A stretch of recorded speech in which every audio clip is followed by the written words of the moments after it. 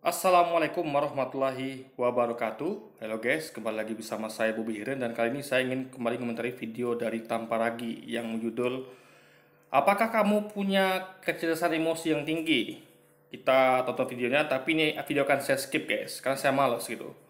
Karena bisa tonton lengkap di channel Tamparagi. Kenapa saya malas? Karena semua yang diutarakan dia benar, ya di awal benar semua tentang kecerdasan emosi benar.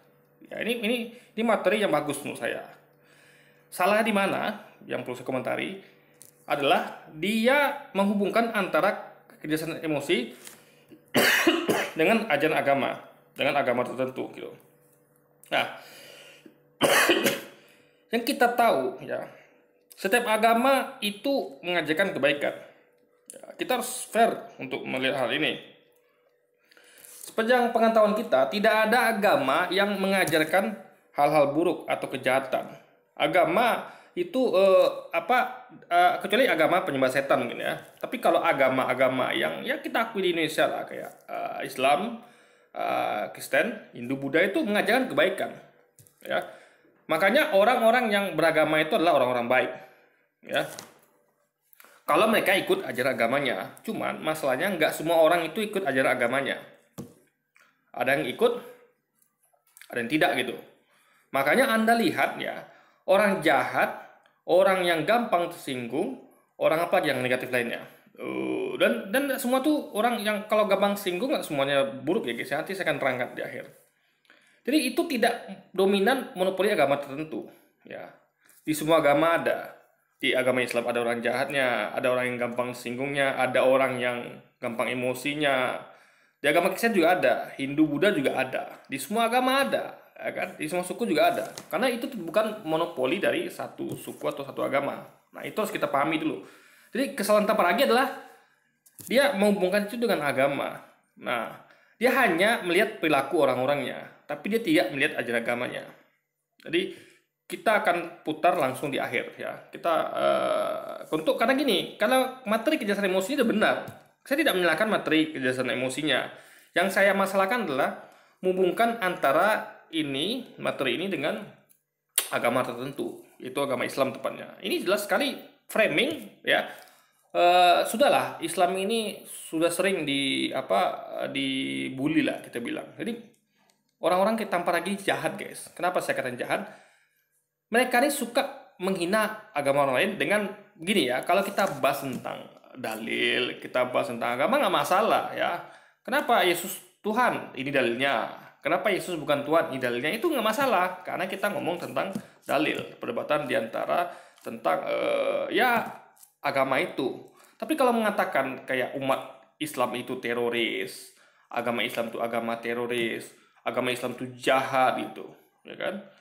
Apalagi umat Islam itu adalah gurun. Ini kan namanya jahat guys, ya jahat namanya. Framing-framing ini jahat gitu. Bagaimana bisa dia mengaku dia membuat materi tentang kecerdasan emosi, tapi dia nggak paham tentang apa itu kecerdasan emosi dengan berupa tindakannya yang tidak mencerminkan kalau dia punya kecerdasan emosi guys gitu. Orang punya kecerdasan emosi itulah orang-orang baik yang tidak suka menghina orang lain, tidak suka menghina agama orang lain gitu, ya kan? Tapi kalau udah mengatakan agama orang lain itu adalah sebagai agama teroris, itu agama jahat. Nah, beda dengan saya tidak pernah mengatakan Kristen agama jahat. Saya mengkritik orang-orangnya yang memang menyimpang dari ajaran Yesus. Jadi kita fokus pada orang-orangnya, bukan pada agamanya. Nah, ya yang jahat itulah orang-orangnya. Contoh ketika saya bahas Paus yang dulu itu menginisiasikan semboyan Gospel Glory untuk menjajah dunia, ya kan? Itu Paus yang jahat, bukan agamanya. Ya, di agamanya kita tidak melihat ada ajaran seperti itu. Ya, menyebarkan Injil dengan cara penjajahan, ya kan? Yang dibungkus dengan kedok perdagangan. Jadi kayak Benton Taran itu, atau ketika Amerika membom nuklir Hiroshima Nagasaki. Jadi itu tidak diadakan di agamanya. Jadi kita fokus pada perilaku oknumnya gitu. Jadi kita tidak mau menyamakan antara ajaran agama dengan perilaku oknum, karena tidak ada korelasinya kecuali kita temukan dalil yang untuk itu. Ya kan, paham ya? Dalilnya harus ada. Jadi nggak bisa kita lihat, Anda lihat orang Islam begini, itu agamanya begitu, nggak bisa. Atau orang Kristen begitu, agama begitu, nggak. Anda harus cari korelasi antara perbuatan orang itu dengan ajaran agamanya. Itu baru matching, make sense. Kalau apalagi tidak, dia hanya melihat kelakuan umat beragamanya, ya kan? Lalu menyimpulkan kalau ajaran agamanya salah. Nah, ini orang-orang gini kan nggak paham gitu. Kalau kita mau lihat apakah ajaran suatu agama baik, kita harus lihat dalil-dalilnya, kita harus lihat ajarannya, kitab sucinya, bukan perbuatan orangnya gitu. Ya kan? Dan nanti dia terakhir akan memframing perbuatan beberapa umat Islam yang mana dia tidak lihat apa masalahnya, kenapa bisa begitu gitu. Langsung dia ambil potongan ketika action itu terjadi. Paham ya? Contoh kayak misalnya kayak kayak contoh lagi kayak kita dijajah Belanda. Ya kan? Belanda menjajah dengan semboyan gospel glory. Dia menyebutkan Injil, guys. Tentu para pejuang Indonesia yang muslim yang tentu karena masa agamanya diusik ya. Karena Belanda itu menjajah dengan menyebarkan Injil, tentu mereka berontak dan mereka memerangi penjajah Belanda. Nah, ditampilkanlah framing ketika para pejuang itu membawa bambu runcing, mereka melawan penjajah. Sementara Belanda ketika datang dan mengobrak-ngabrik Indonesia tidak ditampilkan. Nah, itu namanya framing sepihak namanya. Nah, itu ditampilkan tanpa lagi. Dia tidak menampilkan kenapa bisa begitu gitu. Kita akan tonton videonya. Langsung kita skip, guys ya. Halo semua. Pada video ini kita akan membahas tentang ini semua ada tepat ya, ya. orang lain nanti ada akhirnya. Yang tidak merasa dihakimi atau ada musik pula. Nah, kecerdasan emosi ini bukan sesuatu yang statis. Mana mulai ya? Faktor yang mempengaruhi kecerdasan emosi adalah agama. Coba. Salah satu faktor yang mempengaruhi kecerdasan emosi adalah agama. Nah, kalau dia berkata seperti ini, dia harus lihat dalil-dalilnya. Tapi masalahnya dia tidak melihat dalil-dalil agama itu, tapi melihat kelakuan pengikutnya, penganutnya. Ya kan? Nah, kalau gitu kita bisa sebut banyak nama. Ya, kalau di Islam dia sebut nanti itu ada Munarman, ada siapa lagi FPI. Anda bisa lihat dan itu kita perlu lihat nanti soalnya kenapa mereka begitu gitu. Nah, kalau di Kristen kita bisa lihat ada Brenton Tarrant, ada Paus yang dulu dari Vatikan menginisiasi Spanyol dan Portugis untuk menjajah dunia, ya. Portugis Belanda ke Indonesia, Spanyol ke Amerika, mereka menjajah dunia. Spanyol itu guys ya menjajah Amerika, banyak membantai orang India di sana. Orang India sana kan jadi budak gitu. Orang kulit hitam sana kan banyak jadi budaknya. Sampai di Amerika gitu. Di Indonesia juga begitu. Dia menyuruh kita kerja paksa, dia merampok harta sumber daya kita dan dibawa ke Belanda gitu. Kan dirampas, guys. Jadi kalau kadang-kadang dia beli murah gitu. Ibaratnya menjajah lah, gimana cara menjajah itu gimana memperkaya diri. Dia tidak mensejahterakan rakyat kita. 3,5 abad rakyat kita miskin di tangan dijajah Belanda, dikolonisasi. Makanya namanya kolonialisasi, penjajahan, mengeruk sumber daya sebesarnya untuk membangun Belanda. Makanya Belanda itu jadi negara kaya. Kenapa? Karena dia hasil dari mengeruk sumber daya Indonesia, guys. Makanya Belanda negara yang kaya gitu. Nah, jadi kita harus lihat, bukan karena kalau kita lihat kelakuan orang-orangnya itu di Kristen bahkan lebih parah. Coba pelaku perang dunia pertama kedua siapa? Islam masuk? Nggak ada. Pelaku perang dunia pertama itu orang-orang Kristen, orang-orang beragama Kristen. Kemarin yang pelaku bom, Anda mungkin menyalahkan orang Islam itu suka membom gereja gitu, kan nggak semuanya. Kita pun tidak mengakui itu ajaran Islam. Karena Islam itu tidak pernah mengajarkan orang untuk ngebom gereja, nggak pernah, guys. Ya, tidak ada dalilnya menyuruh orang untuk membuang gereja, bahkan membunuh satu nyawa sama dengan membunuh seluruh manusia, itu dalilnya ya ajaran Islam itu. Jadi haram membunuh satu nyawa saja, itu haram. Jadi sama dengan membunuh seluruh manusia, ya kan? Nah, itu berharganya nyawa di mata Islam. Jadi bedakan antara perbuatan pengikut dengan ajaran agamanya. Tanpa lagi nggak bisa melakukan itu, ya kan? Jadi ketika dia bahas bahwa mempengaruhi kecerdasan emosi adalah agama, dia melihat bukan ajarannya, tapi dia melihat kelakuan pengikutnya. Kita akan tonton.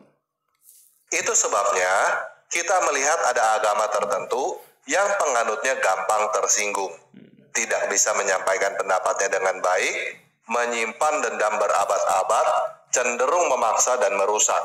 Nah, ini ada pemicunya. Ingat ya, ini ada pemicunya. Ya, ingat, ada yang berbuat lalu ada yang bereaksi. Mereka ini bereaksi. Paham ya? Jadi mereka itu bukan ujuk-ujuk. Ya, mereka dizolimi. Ingat, Anda tahu betapa zolimnya pemerintah kita pada FPI? FPI sampai dibubarkan.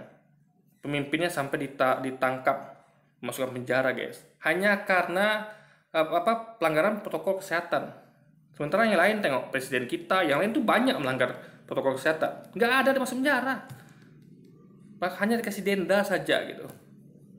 Bahkan ada cuman yang nyapu jalan, ya kan, bayar uang denda. Kenapa Rizik sendiri yang kena di Indonesia ini tentang protokol kesehatan? Para pengikutnya, 6 laskar dibunuh makan. Dibunuh dengan keji itu. Kalau ada pikir. Organisasi yang dibubarkan. Kurang zolim apa ya kepada FPI. Bahkan FPI dituduh sebagai teroris kan. Dibully lagi kayak gini coba. Betapa kejamnya orang-orang kepada FPI. Nah, ulama-ulama juga dipengaruhi yang lain. Di mana ulama banyak dikriminalisasi. Kita lihat ada berapa ulama dibanding pendeta yang masuk penjara coba. Yang diperkarakan. Coba kita bisa sebut nama ustadznya, tapi nggak bisa sebut nama pendetanya. Siapa pendetanya coba? Paling Muhammad Kece, itu pun tak pendeta atau enggak gitu. Coba lihat, banyak pendeta yang bebas berkeliaran. Sementara mereka terus menghina Islam. Mengatakan umat Islam teroris, agama teroris, adalah guru, segala macam, tapi bebas berkeliaran. Mengatakan Nabi Muhammad itu pedofil, apalagi gila perang, gila seks, dan segala macam, bebas berkeliaran. Coba lihat ustaz-ustaz kita, ulama kita. Saya bisa hitung dan sebutkan namanya satu persatu. Saking banyaknya. Ya, ada Ustadz Gus Nur, ya kan? Alfian Tanjung, Ustadz Abu Somad lagi dilaporkan, Ustadz Ewolodi juga udah kena itu. Siapa lagi? Alma Utamayan atau Alibi, ya. Dan Barbin Smith, Habib Sihab, Ustadz yang EPI lainnya, coba banyak guys ulama-ulama yang diperlakukan seperti itu, yang tidak dihormati, tidak dihargai. Bahkan ulama kita itu dipersekusi, bahkan dipaksa untuk hormat bendera. Coba, ada nggak pendeta dibegitukan? Pendeta dipaksa hormat bendera? Nggak ada. Hanya ulama saja guys dipermalukan. Padahal ulama lebih tinggi pada pendeta. Kenapa? Karena di sini Indonesia, kalau di Amerika lebih tinggi pendeta. Kita bukan ngomong secara struktural di mata Tuhan ya, tapi di mata masyarakat. Karena mayoritas Indonesia ini mayoritas Muslim, makanya tentu lebih banyak yang mengikuti ulama daripada yang mengikuti pendeta. Di Amerika lebih banyak mengikuti pendeta pada ulama. Makanya di Amerika pendeta lebih dihormati dibanding ulama. Itu wajar. Karena memang banyak orang Kristen di sana. Di Indonesia itu ulama lebih dihormati pada pendeta. Banyak yang menghormati pendeta daripada yang menghormati banyak yang menghormati ulama di Indonesia dibanding yang menghormati pendeta. Tapi coba perlakuan terhadap ulama dibully, dikatakan inilah itulah, ya kan? Coba. Nah, jadi ini semua ada pemicunya, ya. Nah, lalu mengenai giroh dalam menegakkan mencegah maksiat. Ingat, maksiat itu merusak generasi bangsa. Kita sebut ya, apa yang diperjuangkan FPI? Ini kan FPI ini. Perjudian, narkoba, minuman keras, pelacuran itu merusak akhlak generasi bangsa, meracuni pikiran generasi muda kita. Di mana-mana negara, di mana-mana di dunia, kalau pemimpinnya sadar, masyarakat sadar, mereka akan memerangi itu. Bukan hanya di Indonesia.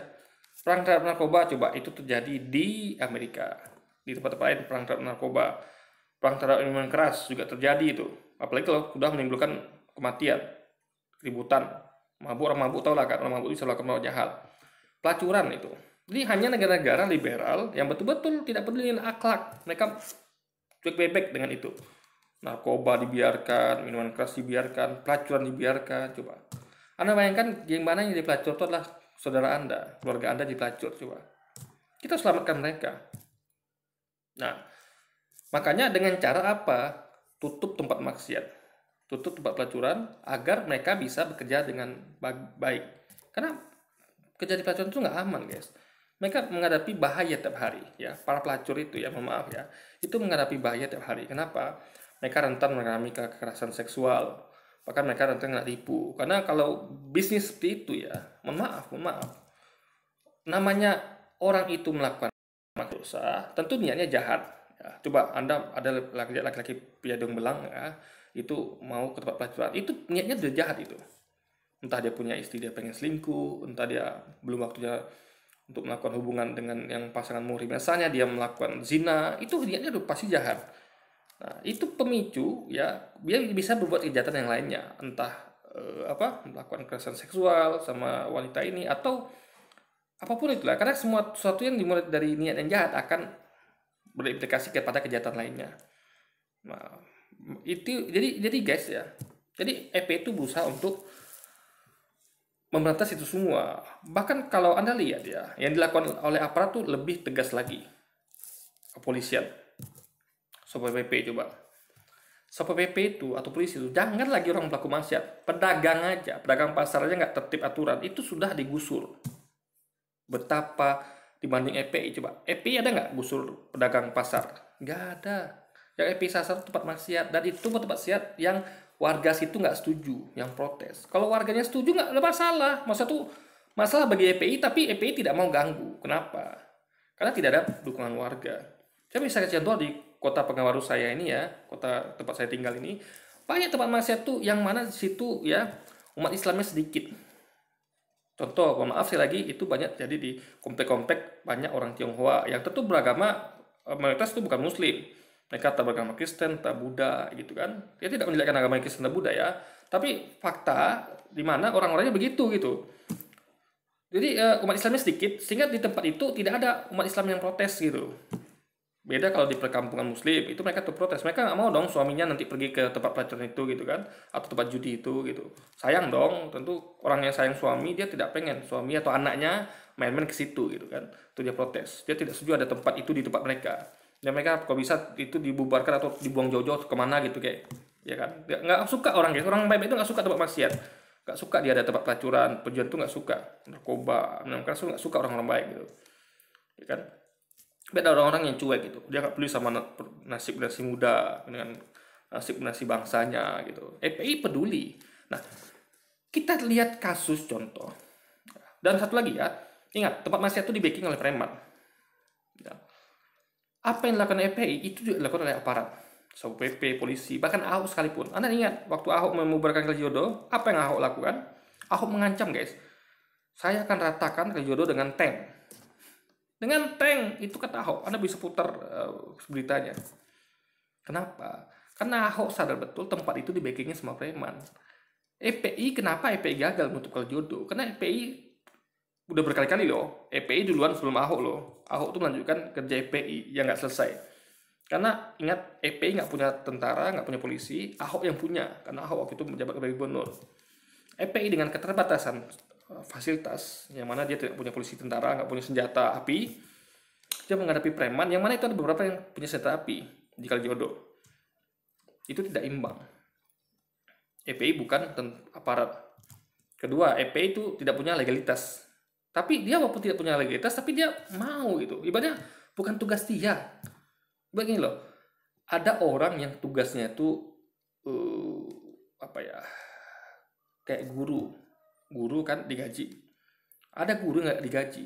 Itu bukan tugas dia sebenarnya. Ya, profesi guru dibayar, misalnya guru PNS atau guru di sekolah swasta, dia dibayar tuh, digaji.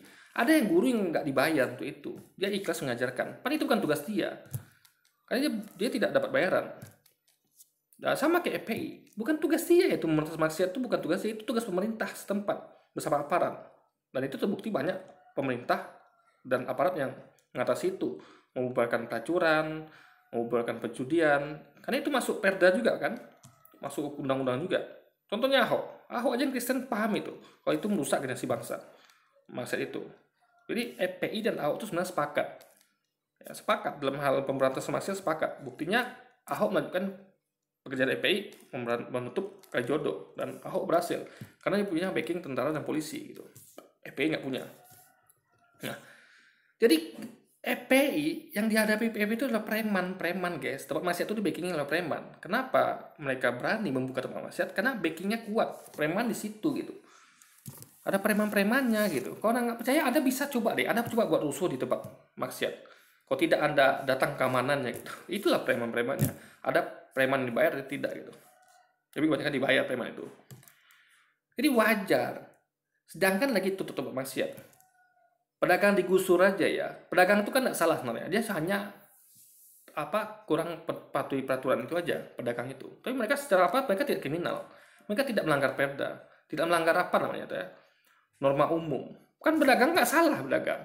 Hanya tempatnya aja perlu diatur, ya kan? Tapi maksiat tuh secara dasar sudah jelas salah. Perjudian, pelacuran, narkoba tuh jelas salah. Bukan tuh awalnya salah gitu. Ya kan? Itu di masyarakat manapun tidak terima itu. Norma-normanya ada. Nah, jadi pedagang aja dilakukan seperti itu, ya kan? Nah, apalagi pelaku maksiat. Dan itu dibuktikan dengan aparat kita dengan tegas melakukan hal itu. Jadi apa yang dilakukan FPI itu dilakukan juga oleh aparat dan juga Ahok, juga pemimpin-pemimpin Umaroh yang lain. Jadi nggak ada salah dengan apa yang dilakukan FPI. Cuman FPI nggak punya legalitas, itu aja. Dan FPI mengerjakan bukan tugasnya. Tapi soalnya itu kita apresiasi lah. Karena FPI membantu tugas pemerintah dan membantu tugas aparat, kan? Cuman yang di framingnya itu aksi premannya kan tidak ditampilkan. Yang ada aksi FPI aja. Ini sama kayak penjajah Belanda dulu. Aksi Belanda menghabisi rakyat kita nggak ditampilkan. Yang ditampilkan cuman aksi pejuang kita membawa bau runcing untuk melawan penjajah. Coba. Ini framing sebelah gitu. Coba Anda tampilkan di sini framing premannya, aksi premannya gitu. Gitu kan. Atau apa yang jadi pada mereka sebelumnya gitu. Ya Anda nggak bisa menyalahkan orang yang dizolimi, nggak bisa guys. Ketika ada orang zolimi itu merontak, Anda bisa menyalahkan orang yang zolimi itu merontak gitu. Intinya adalah harus lihat permasalahannya. Apalagi kan tidak melihat itu. Ya. Contoh satu lagi, kayak teman saya pada cerita ini. Teman saya namanya Ramadhani, itu dia dibully terus guys. Ramadhani ini orangnya penakut. Teman SMA saya waktu dia kejadian belasan tahun lalu di SMA, dia orangnya penakut. Dibully terus dia tiap hari sama yang namanya Uzni Roy. Karena saking penakutnya dia diam saja guys. Dia memendam rasa emosi itu di dada. Saya tahu dia marah, tapi dia nggak mampu berapa karena dia saking takutnya gitu kan. Tiba-tiba sebulan kemudian, kira-kira sebulan yang meledaklah kemarahannya. Sebulan tak berapa minggu gitu, meledak kemarahannya. Untung dia nggak sampai membunuh atau melakukan kekerasan fisik yang luar biasa gitu. Ya dong, namanya kalau ditumpuk-tumpuk gitu kan. Ini kan tadi kan videonya berhubungan dengan kecerdasan emosi. Jadi si Dan ini memang karena takutnya dia tidak punya kecerdasan emosi. Tapi memang wajar nama dia takut gitu kan. Jadi nama orang takut pasti bukan, nggak bisa juga dibilang dia nggak punya kecerdasan emosi. Ya namanya takut gitu. Jadi situasi yang nggak normal gitu kan, orang takut. Jadi orang takut nggak bisa dihubungkan dengan kecerdasan emosi. Nah, meledak dia. Di cengkramnya kerahnya si Uzni Roy, dihantamnya ke dinding, dihantam ke dinding. Uzni Roy badan kecil dan ini badan besar tapi gendut, bukan merotot ya, gendut.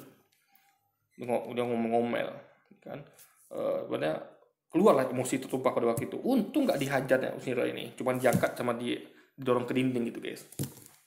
Sejak itu berhentilah pembulian si Uzni Roy terhadap si Dani ini dan juga beberapa teman lain. Akhirnya Uzni Roy sadar kalau orang itu nggak bisa dilakukan semena-mena. Orang itu kucing aja menggigit kalau diinjak gitu kan, apalagi manusia.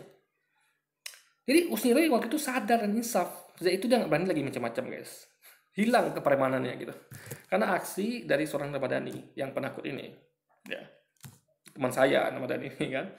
Saya nggak tahu dia sekarang udah jadi pemberani apa masih kayak dulu gitu kan. Tapi itulah terjadi guys. Jadi makanya kalau orang itu bereaksi itu wajar. Pertama, anak bisa menyalahkan orang yang bereaksi ketika dia dibully atau dia itu dilakukan tidak semestinya. Anak bisa menyalahkan reaksi dia selama reaksi dia tidak berlebihan. Kalau dia masih membalas dengan perlakuan yang sama, itu masih nggak masalah. Karena wajar orang yang kayak hukum kita aja mengatur itu. Orang yang mencuri ya dihukum sesuai dengan perlakuannya. Jangan orang mencuri itu dihukum sama kayak pembunuh, kan enggak. Pembunuh dihukum sesuai dengan perlakuan pembunuh, pencuri dengan perlakuan pencuri. Itu wajar, itu diatur dalam hukum. Itulah keadilan. Makanya hukum itu keadilan. Orang itu dibalas dengan setimpal. Juga dengan Tuhan nanti di hari akhir orang akan dibalas dengan setimpal. Itu baru hukum, baru adil namanya. Pembalasan setimpal. Nah, berkaca pada perlakuan diterima orang itu, wajar dia bereaksi yang sama gitu. Jadi kita jangan lihat reaksinya, tapi pemicunya tuh apa. Kayak dulu, kenapa kita berantas orang-orang komunis? Karena kita dibunuh duluan. Kita dimasukkan ke sumur-sumur, itu ada ribuan juga. Sana bisa lihat sejarahnya apa yang terjadi sebelum tahun 65. Makanya wajar ada pembalasan. Dan pembalasan ini adalah bukan apa ya guys ya. Karena itulah namanya keadilan gitu. Jadi boleh balas boleh tidak gitu. Tapi orang-orang kita waktu itu milih untuk membalas. Kenapa? Karena kalau tidak dibalas, ingat, tahun 48 itu tidak dibalas mereka. Jadi mereka tuh bahkan dibiarkan tetap bangun partai. Bahkan di Alkitab ya, kalau mau tahu diajarkan ya, hukum kisos namanya di Alkitab itu ya, Janganlah kau merasa kasihan padanya. Yang berlaku adalah mata ganti mata, gigi ganti gigi, dan nyawa ganti nyawa. Dan ini berlaku. Ya, berlaku selamanya. Ingat Yesus berkata, janganlah kamu menyangka aku datang untuk meniadakan hukum Taurat dan kitab para nabi. Sesungguhnya aku datang bukan untuk meniadakannya, melainkan untuk menggenapinya. Nah, menggenapi maksud di sini adalah menambah sehingga lengkap. Berarti bukan meniadakan, tapi menambah sehingga lengkap. Berarti hukum-hukum Taurat itu sudah ada ditambahkan sehingga lengkap. Ditambahkan hukum baru yang menjadi lengkap. Jadi tidak bisa hukum baru itu bertentangan dengan hukum sebelumnya, karena namanya melengkapi, menambah sehingga genap gitu, lengkap. Faktanya perjanjian baru malah menghilangkan perjanjian lama. Hukum yang dulu babi itu haram jadi halal sekarang, berarti berubah. Berarti tidak menggenapi alias berubah. Nah, kan Yesus katakan, aku datang bukan untuk meniadakan, tapi untuk menggenapi. Jadi jelas perjanjian baru bukan ajaran Yesus ya. Yesus tuh yang bahkan Yesus katakan ya, ikutilah ajaran dari orang-orang ahli Taurat dan orang Farisi. Tapi jangan ikuti perbuatannya.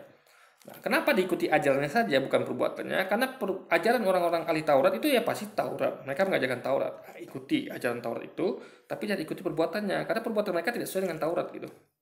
Paham ya? Nah, dan Yesus berkata ya, selama belum lenyap langit dan bumi, satu titik pun dari hukum Taurat yang kita para nabi tidak akan ditiadakan. Jadi masih berlaku sebelum lenyapnya langit dan bumi alias kiamat, guys. Nah, itulah ajaran Yesus. Jadi hukum Kristus namanya. Dan ini ada. Ya. Jadi kenapa dibalaskan setimpal ya, nyawa ganti nyawa, mata ganti mata, agar orang-orang tahu kalau Anda akan dibalas sesuai dengan apa yang Anda perbuat. Jadi ada tanggung jawab. Hukuman itu membuat orang bertanggung jawab, guys. Namanya hukuman. Coba kalau nggak ada hukuman, orang bebas. Contoh kayak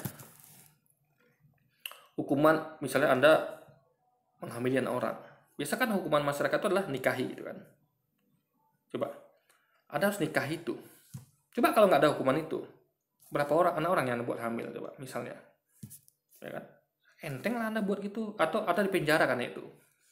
Coba kalau nggak ada hukuman, Anda buat begini, Anda dibinikan. Coba, orang akan bebas, guys. Ini kerja aja ada hukumannya, ada aturannya. Anda terlambat potong gaji, Anda tidak masuk tarif betul kena pecat. Itu buat apa? Keadilan agar orang itu bertanggung jawab. Ingat, hukum dibuat untuk buat orang tanggung jawab. Kenapa ada hukuman penjara, hukuman mati? Agar orang tidak melakukan itu, mencegah, mengancam orang sehingga orang itu tidak melakukan itu. Ancaman, guys. Orang diancam kan takut. Ya, ingat, ancaman itu adalah dilaksanakan setelah terjadi. Kalau terjadi ya tidak dilaksanakan. Ibaratnya kayak hukuman mati, ancaman hukuman mati dalam KUHP kita. Itu kalau Anda tidak membunuh ya Anda tidak kena hukuman mati. Jadi ancaman itu berlaku setelah terjadi. Makanya kalau terjadi ya Anda tinggal hindari saja gitu kan. Nah, jadi ingat ya, kecerdasan emosi itu kalau dihubungkan dengan agama tuh harus lihat ajaran agamanya. Jadi misal saya seorang muslim ya, misal saya jahat, ya harus ditengok kenapa yang buat saya jahat gitu. Kalau tidak ada ajaran agama saya, ya nggak bisa dihubungkan sama agama saya gitu. Karena ingat, tiap agama itu ada yang baik dan jahat. Nah, kenapa Anda ambil orang jahatnya saja? Orang baiknya tidak Anda ambil tentunya. Kecuali kalau agama itu semuanya jahat, oke. Agama penyembah setan misalnya, mereka jahat semua, oke. Bisa Anda katakan itu ajaran agamanya, dan Anda lihat pun dalilnya ada situ. Katanya perintah membunuh dan segala macam gitu. Tapi kalau ajaran agama tidak ada, sementara orangnya juga ada yang baik, ada yang jahat, ada yang gampang singgung, ada tidak, kenapa Anda generalisir? Gitu. Paham ya? Kalau semua Islam begitu, is okay. Anda benar, tapi faktanya kan tidak begitu. Faktanya lebih banyak, kalau kita breakdown sejarah ya, lebih banyak lagi umat Kristen yang melakukan jauh lebih parah daripada orang Islam. Coba Anda lihat pembunuhan kemarin di Inggris ya. Satu keluarga dibunuh, ditabrak pakai mobil, dan mereka mau diancam bunuh juga. Pentontaran coba. Amerika coba ketika membom atom Hiroshima Nagasaki, mereka dendam, marah karena Pearl Harbor diserang oleh Jepang, pasukan kamikaze namanya, pasukan penerjun udara Jepang yang bunuh diri menghancurkan Pearl Harbor. Mereka marah, guys, langsung mereka bom atom Hiroshima Nagasaki. Yang lain lagi apa yang dilakukan Amerika? Ingat, Amerika adalah mayoritas Kristen, pemimpin juga Kristen kan. kita melihat penganutnya gitu. Saya tidak menjelekkan agamanya, penganutnya, tapi tanpa raginya dia tidak menjelekkan agamanya. Itu makanya jangan fair di sini. Tapi kalau saya fair, saya lihat tunjukkan pelakuan agama penganutnya ya, tapi saya tidak bawa agamanya, karena agama itu pasti ngajak kebaikan. Saya bukan seperti Tamaragi yang tidak fair dan tidak objektif menyamakan antara kelakuan penganut agama dengan agamanya. Amerika, coba dia bebas punya nuklir, ya kan? Nuklir Amerika paling banyak, guys. Tapi dia marah ketika Korea Utara belum punya nuklir, masih membangun nuklirnya, masih uji coba, masih produksi. Itu juga dengan Iran. Tapi Amerika marah, guys. Coba sombong gitu, mengatur-ngatur. Kalau boleh dia mengatur Korea Utara nggak boleh punya nuklir, Iran nggak boleh, tapi dia juga harus nggak punya nuklir dong, baru fair, adil. Tapi kan tidak adil. Dia boleh punya banyak lagi, paling banyak di dunia. Misalnya Korea Utara nggak boleh, Iran nggak boleh, cuman dia aja boleh gitu. Apa maksudnya coba? Dan fakta yang terbukti yang pernah menggunakan nuklir satu-satunya di dunia ini cuma Amerika. Ketika bom atom Hiroshima Nagasaki, yang lain belum pernah menggunakan nuklir, guys. Itulah jahatnya Amerika. Dia stok nuklir, punya nuklir paling banyak, tapi orang nggak boleh punya nuklir. Bahkan jadi kita perlu waspada itu sebenarnya Amerika, karena dia yang pernah menggunakan nuklir itu. Korea Utara belum pernah menggunakan nuklirnya, Iran belum pernah, Amerika udah pernah, guys. Jadi Anda bayangkan ketika Amerika perang gitu, kalau mereka tersudut mereka akan keluarkan nuklir, ya kan? Korea Utara belum tentu, ya kan? Karena belum terbukti, belum pernah kejadian. Iran juga kalau kalah perang mereka terdesak keluarkan nuklir, belum pernah kejadian. Amerika udah pernah melakukannya gitu. Makanya sebenarnya itulah. Jadi, tapi mereka tidak berlandung di balik ini agama. Tapi kita tahu ya, itu emang kelakuannya fakta gitu. Nah, apakah kita hubungan dengan agama? Tidak, karena kita fair. Jadi kalau ada orang umat Islam yang gerah terhadap maksiat itu wajar. Sama dengan gerahnya aparat. Ingat, aparat juga gerah, guys. Polisi, Abdul PP, Umarok juga gerah. Orang-orang baik itu gerah sama maksiat. Cuman mereka tidak seperti EPI, tidak punya seperti aparat. EPI ya, dia punya laskar. Aparat punya pasukan. Polisi, TNI itu punya pasukan. PP punya pasukan. Pemerintah juga punya pasukan. Ya kan ya. Kita nggak punya pasukan, meskipun kita geram ya. Orang-orang baik itu pasti geram sama maksiat. Cuman dia nggak mampu berapa-apa. Anda orang baik, ya kalau Anda tidak geram sama maksiat, ada yang salah dengan Anda gitu. Ada yang salah. Ya, mungkin Anda belum merasakan gimana kalau keluarga Anda di situ. Nih, contoh, saya coba Anda bayangkan ya, ada tempat pelacuran, ya kan? Anda belum merasakan dampak buruknya tempat pelacuran sebelum ada keluarga Anda yang terlibat di sana. Entah anak Anda atau ibu Anda jadi pelacur di sana, entah keluarga Anda ada yang main perempuan di sana sehingga dia selingkuh gitu, atau dia kena penyakit di sana gitu, ya kan? Nah, atau tempat perjudian, Anda belum kena aja keluarga Anda itu. Coba anti keluarga Anda di situ, gitu. Keluarga Anda yang berjudi di sana sehingga dia sampai utang-utangan, banyak keluarga udah menerima akibatnya, guys. Berjudi, kalah judi, akhirnya istrinya yang dipukul, kesel gitu kan, padahal dia yang salah, tidak menafkahi istri karena uangnya habis untuk berjudi dan segala macamnya, juga dengan minuman keras, narkoba. Anda belum merasakan saja gitu. Sama kayak misalnya ada perampok, ya coba bayangkan, ada orang perampok, Anda kan ada rampok nih, ya Anda bisa dicuek, bukan aku itu rampok, lalu Anda tidak ikutan untuk mendukung agar perampok itu ditangkap, kan? Anda tidak peduli karena Anda tidak kena gitu kan.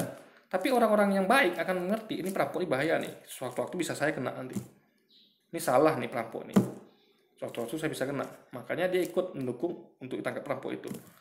Tapi orang yang nggak peduli ya cuek aja. Toh dia yang kena, tapi dia belum merasakan gimana orang rasanya perampok itu. Karena perampok itu bisa jadi juga dengan cara kejam. Intinya sama dengan maksiat tadi. Dia belum kena aja gitu, guys. Padahal yang rusak itu generasi muda. Ingat, kalau dia merasa sebagai orang Indonesia, ya atau umat Islam atau umat Kristen lah, ketika dia melihat ada penganut agama di situ melakukan maksiat yang berbahaya, meracuni pikiran itu, atau saudara sebangsa di situ, dia sebenarnya marah, guys. Nah, itu kan merusak. Tapi orang-orang nggak peduli itu.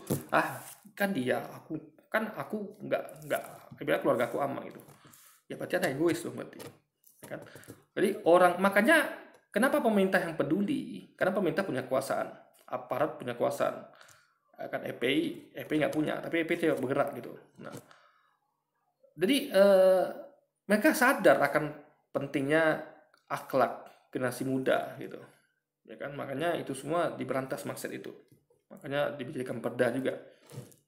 Jadi itu demi apa? Demi kebaikan juga, ya kan? Apa yang EPI inginkan itu sama inginkan oleh aparat dan pemerintah, memberantas maksiat, ya.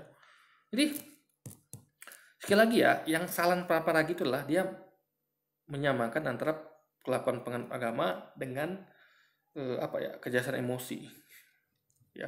Karena kalau ada lihat orang-orang begitu, itu salah orangnya bukan agamanya. Selagi yang salah tuh orangnya bukan agamanya, ya. Karena tidak ada relevansi dengan agamanya. Karena tiap agama itu ada orang baik, orang jahat. Ada orang yang gampang manusia dan tidak. Bukan hanya di Islam saja gitu. Kita bahkan bisa melihat orang-orang yang mendalami agama itu, kecerdasan emosinya menjadi semakin rendah. Tuh, coba lihat. Bapak ini sebelah ini, dia nunjuk Munarman duluan. Coba kita putar ulang ya. Dengan baik, menyimpan dendam berabad-abad, cenderung memaksa dan merusak. Ini yang kejadian ini ya, ini sama kayak Amerika kemarin itu lebih parah guys. Mereka sampai menduduki Gedung Putih. Ingat enggak kemarin tuh? Itu orang beragama apa? Kristen. Di jalan mereka menenteng senjata.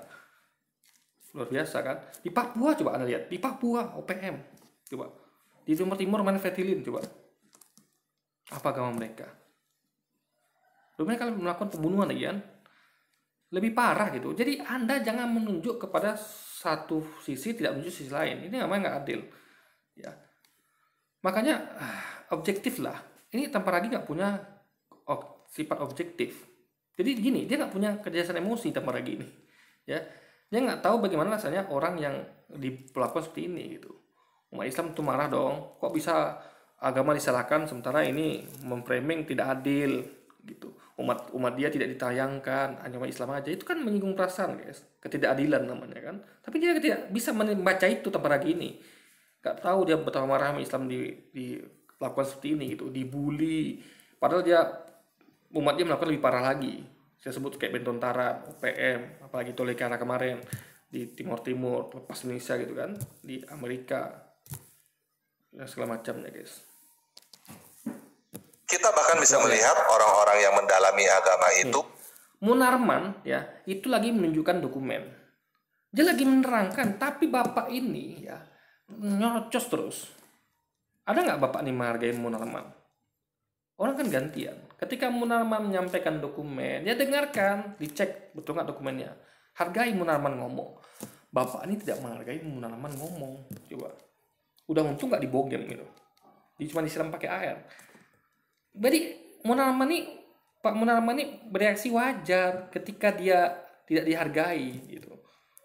Ya kan? Dia dihargai gitu guys. Coba dia lagi menyampaikan dokumennya begini-begini. Bapak ini menunjuk lagi kan? Coba lihat. Ini bapak ini menunjuk nih. Kecerdasan emosinya nunjuk gini kan? Ini kan sudah kelewatan. Pertama bapak ini temani Munarman sedang menyampaikan argumentasi.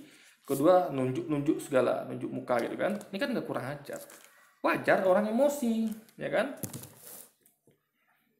Nah, dengan menyiram air, bapak tuh sadar, ini kan nama kecerdasan emosi. Berarti bapak ini nggak punya kecerdasan emosi. Kenapa?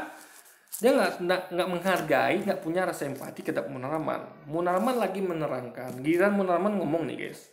Munarman ini giliran ngomong. Makanya menyampaikan dokumentasi tadi. Ini ada dokumennya loh, suratnya apa semua. Bapak ini masih nocos, nggak memberikan giliran Munarman ngomong. Berarti bapak ini nggak bisa melihat situasi kan, nggak punya empati. Jadi sebenarnya nggak punya kecerdasan emosi adalah bapak ini. Nah, Munarman ya itu bereaksi atas ketidakcerdasan emosi bapak ini. Jadi jangan dibalik ya. Jadi sini yang tidak punya kecerdasan emosi adalah bapak ini. Bapak ini yang mulai duluan. Jadi menghargai Munarman ngomong. Acara pakai kurang ajar nunjuk tuh. Makanya lihat reaksi Munarman setelahnya. Menjadi semakin rendah. Tuh. Dia semakin gampang tersinggung. Tuh. Itu reaksi. Makanya Anda kalau nggak mau digitukan, ya Anda hargai orang. Kan kita tahu. Kalau mau dihargai orang, hargai orang itu dulu. Kan Tamparagi jelaskan tentang kecerdasan emosi nih. Bagaimana kita punya rasa simpati, empati. Bapak ini nggak punya rasa empati gitu. Maka jangan harap Munarman punya empati juga gitu. Jangan harap Anda akan dihargai kalau Anda tidak menghargai orang gitu. Paham ya? Kecuali orang-orang yang penakut atau orang-orang yang ya apa saya katakan ya, orang yang diam tuh guys, dibully terus. Contoh teman saya itu, dia diam terus dibully akhirnya kan, dibully terus gitu guys. Maka coba sekali dia bertindak gitu, orang ini langsung, bapaknya langsung diam gitu. Dia akan mikir, iya ya aku kenapa tadi nunjuk Munarman gitu kan, dia bicara gitu guys. Itu loh maksudnya tuh gitu kan. Semakin penuh kebencian dan semakin anarkis. Agama seperti ini adalah Ya, apakah Munarman memukul bapak itu? Tidak. Dia nyiram air karena dia udah kesel gitu. Bapak, maksudnya gini, bapak diam dong gitu. Ini kan saya ngomong pak. Gimana saya bisa nampilkan dokumentasi, ngasih data dokumen ke bapak terus gitu, nunjuk saya lagi gitu kan. Jadi Anda paham pemicunya apa gitu guys. Ya. Jadi orang itu bisa disalahkan kalau dia bereaksi. Yang salah itu adalah orang yang ujuk-ujuk. Ya, ujuk-ujuk. Atau orang yang tidak adil. Contoh gini, kemarin kayak saya pernah buat video ya, Spasi itu dia komplain katanya tentang larangan pembangunan gereja di Ponorogo. Pan itu jelas, saya udah buat videonya itu kenapa begitu, masih logis alasannya. Anda tahu nggak apa kata orang yang ngaku Dayak Kalimantan? Dia katakan kita akan larang semua masjid di Kalimantan. Orang Papua, yang aku orang Papua ya, saya nggak tahu benar orang Papua atau tidak. Dia mengatakan kita akan larang seluruh masjid di Papua. Itu kan balas dendam namanya. Apakah agama mengajarkan begitu agama dia? Saya nggak yakin agamanya mengajarkan hal itu. Itu pasti kelakuan penganutnya saja yang tidak sesuai dengan ajaran agamanya. Kita fair melihat itu, nggak seperti tambah lagi. Apalagi masih mengatakan nih, dia tuh ajaran agamanya itu, ya satu gereja di Ponorogo dilarang, seluruh masjid di Papua sama dari Kalimantan mau dilarang. Dia pasti akan hubungan dengan agamanya. Kita cerdas, kita tahu itu bukan ajaran agama.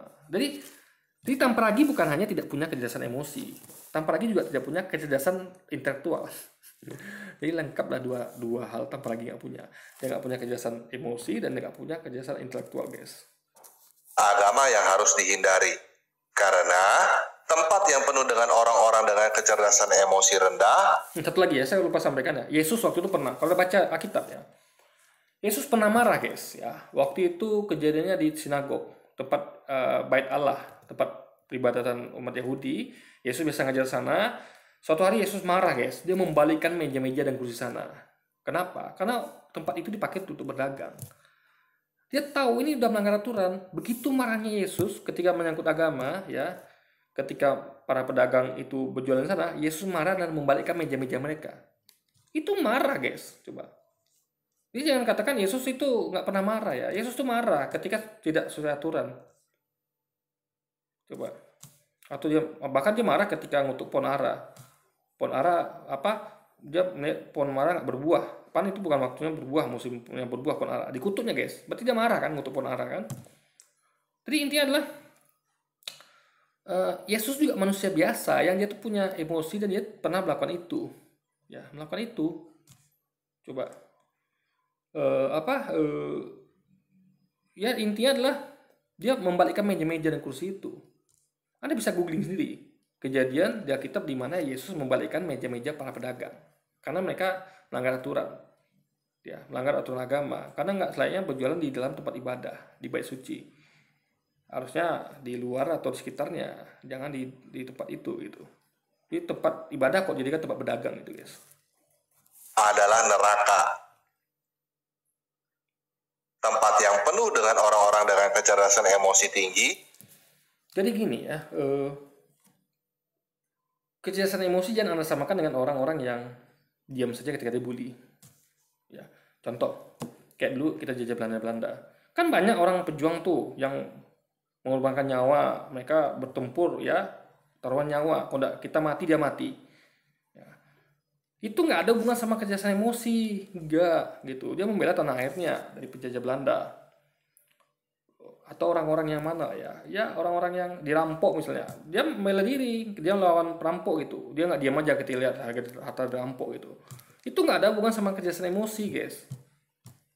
Nah, tapi kalau ada orang nggak ada kenapa-kenapa, tiba-tiba dia marah, itu baru berhubungan sama kecerdasan emosi.